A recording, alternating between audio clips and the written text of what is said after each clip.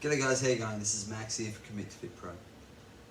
Here's your single leg hip raise. Lay back down to your back. You'll have your foot at either a 90-degree angle or closer or further away, depending on which part of the muscle, which part of the leg that you want to activate the most. If I go further away, it'll be more hamstring. If I bring the heel closer to my backside, I'll get the glutes more involved in that as well as the hamstring. Yeah? So my hands are extended and flat. I rest my head back, flat onto the shoulders. I extend one leg. Now here's the key ingredient. Don't bring your leg up too high and then raise the leg. Bring the leg out, straight out from your knee. Point the toe, and then raise the hips directly up. And then back down.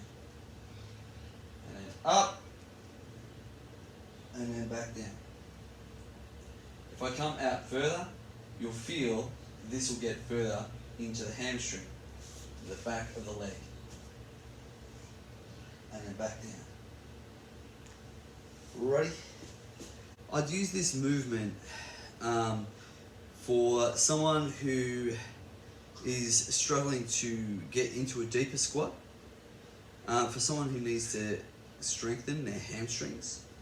So for a lot of cyclists, their hamstrings may not necessarily get involved in the movement as much as what their quads would get involved in cycling. So going through that pedaling motion. So I would, for a cyclist, to maintain knee, joint, and a good balance of muscle activation, sometimes they'll need to build some hamstring development and strengthening back into their exercise regime so that they're not too quad dominant, and it'll help bring that little bit of shared load between the quads and the hamstrings, because obviously the muscle needs to work together as one, right? So that's one perspective. Utilizing for someone who might need to strengthen their hip, I might need to encourage a bit more glute activation. So that's where that heel would be that little bit closer toward the backside and driving up into the hips, where they can do this so then they're doing it without having loaded knees or full weight bearing. It would be just an isolated exercise where they don't have to bear weight onto their knees and the full maximal weight into their glutes, which perhaps, or hamstrings, which perhaps they don't quite have the strength for at this stage. So it's a good progression toward developing and keeping that muscle with the ability to contract and help bring and share some load throughout the movement.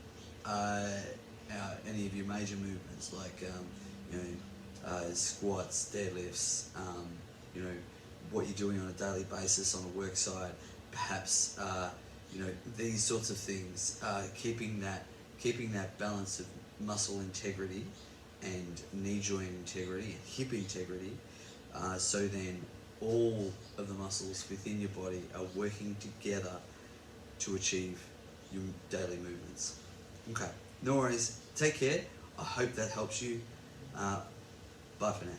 Bye.